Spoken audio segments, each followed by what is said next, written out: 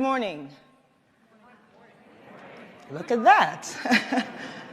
I've often heard that it is best to start these types of talks with a joke to make you people feel comfortable and relaxed. And so I have no such plans. What I do have, though, is a clip from a live recording I made on the 20th of October, 2020. Please, viewer discretion is advised.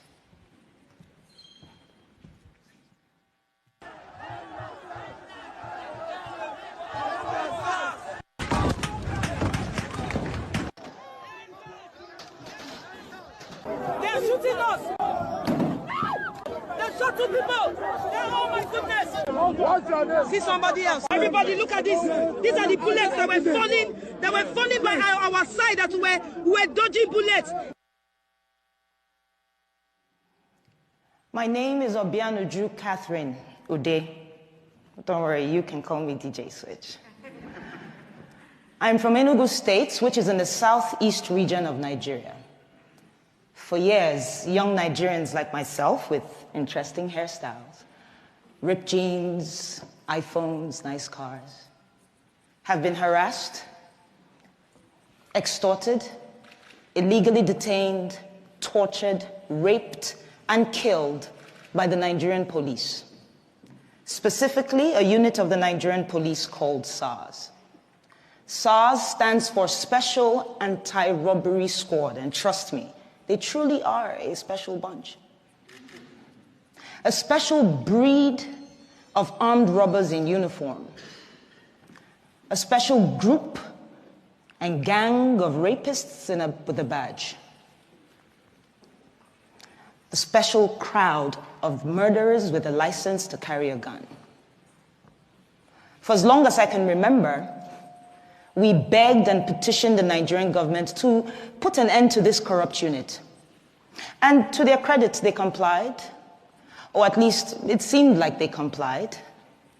First, with the disbandment of SARS in 2016, then again in 2017, 2018, 2019. I know it's an abusive relationship. 2020, and I know we all won't be forgetting 2020 in a hurry. As the coronavirus ravaged the globe, back home in Nigeria, we were more afraid of another type of virus, SARS. On the 3rd of October, a video surfaced online where SARS officers shot a young man and fled with his Lexus SUV. We were outraged. But this was followed by the gunning down of an up-and-coming Nigerian musician. I'm a musician. Could have been me. At this point, the hashtag #EndSARS was trending all over the world. And thanks to Nigeria's biggest celebrities and artists, influencers who said, enough is enough, it is time we speak up. And so by the 8th of October, the streets of Nigeria were filled with young men and women protesting police brutality, and I was one of them. But it is the 20th of October, 2020, that has brought me here today.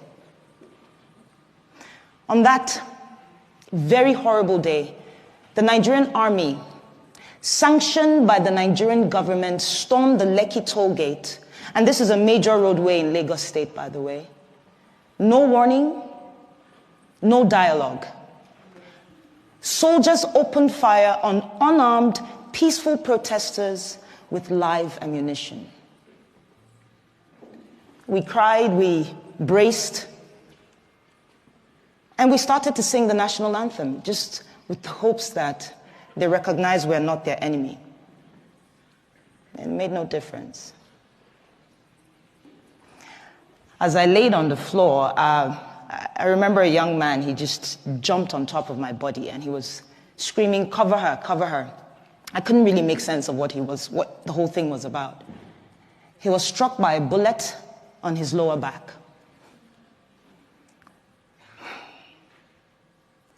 I genuinely believe he saved my life, and I don't even know who he is. I don't even know why I didn't run, to be honest. At that time, I thought it was the end. And so my instinct at the moment was show everybody what's going on. You know, you're going to die here today.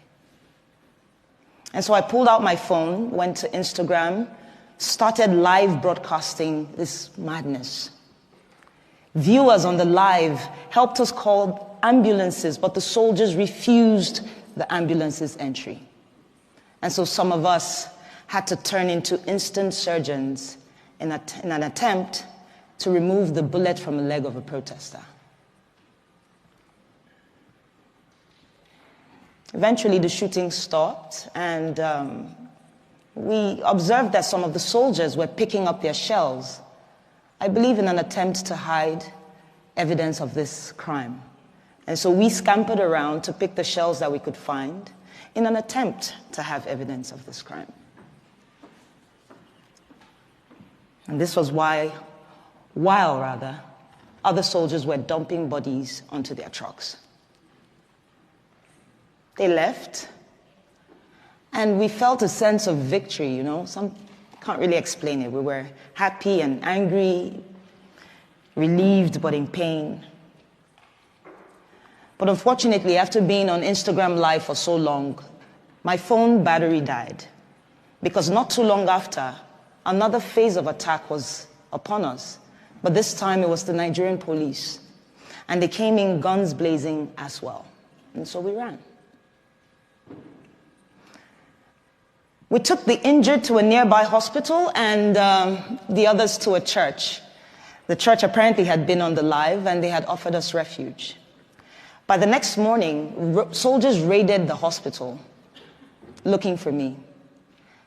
And I owe a great deal of gratitude and thanks to a friend and colleague who had called me earlier and said, put off the location on your phone and leave that hospital as soon as possible. And so it was barely 15 minutes after I left. But it didn't end there. My boss and his wife got threatening phone calls. I couldn't go home to where I lived because we got reports of strange men lurking around my apartment complex. I haven't gone home, actually, since the 20th of October, 2020. Speaking of home, I'm from a large family of 8, 5 boys, 3 girls, with very opposing characters, I tell you. I'm the last, with a sprinkle of last child crazy. But I remember my parents, you know, they worked really hard to provide us with basic things: food, education, healthcare, security, allowances. All while teaching us to love and respect each other's differences. On the other hand, Nigeria is home to over 200 million brothers and sisters with different cultures and tribes and faiths and beliefs. Things and differences that the government has used for the longest time to pit us against each other. But the EndSARS movement swept that away, even if it was just for a time being. I witnessed protesters collaborating and helping each other. Protesters giving food and water to the same police who's been killing us off every day. Others provided security. Another group provided funds that were donated to them, I mean in the hundreds of thousands of dollars, for legal and medical attention to protesters who needed it. This is the real Nigeria. But the Nigerian government, much like an irresponsible parent, failed to see the opportunity as a learning curve, to listen to the cries of its quote-unquote children. Instead, they chose to deny these events and also moved swiftly to silence us.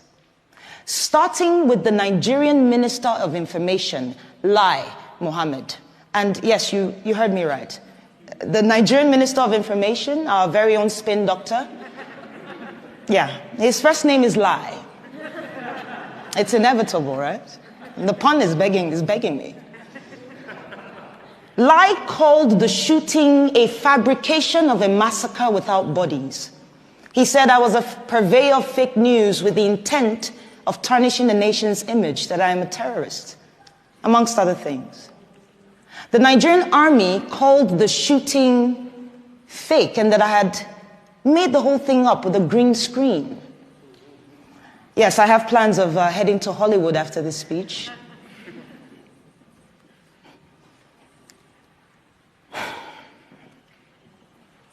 You know, 15 people died on the 20th of October, and not a single government official, police, or army personnel has been brought to book. 15, at least, all while singing the national anthem.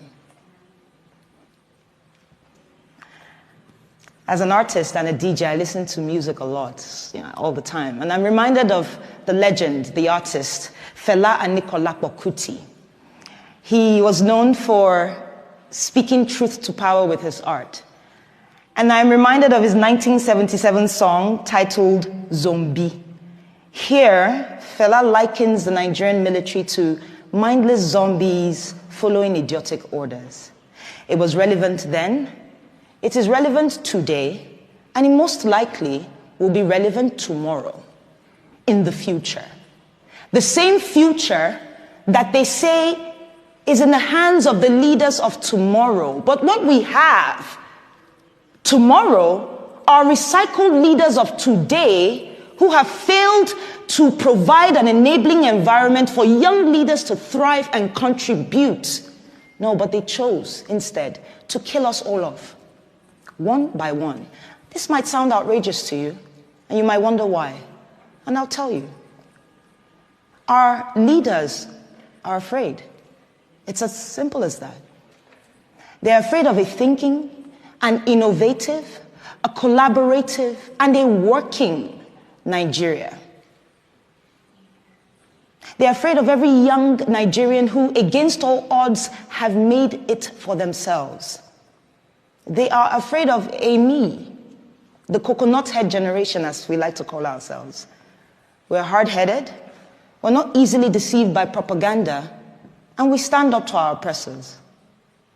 And while we may not do this all the time because wahala no dey finish, as we like to say back home, I think there's a Nigerian in the crowd. Well, what it means, though, is that the problems never end. And while I understand that we have to take a break to put food on the table, to at least secure our mental health, know this. Corruption, tyranny, abuse of power do not go on a break. And so today I'm choosing to use my voice and my talent to push for the things that we ought to have. And I want to ask you all, these fine people, to please join me and support my vision for promoting democracy, human rights values, and equality through arts. Thank you so much for your time.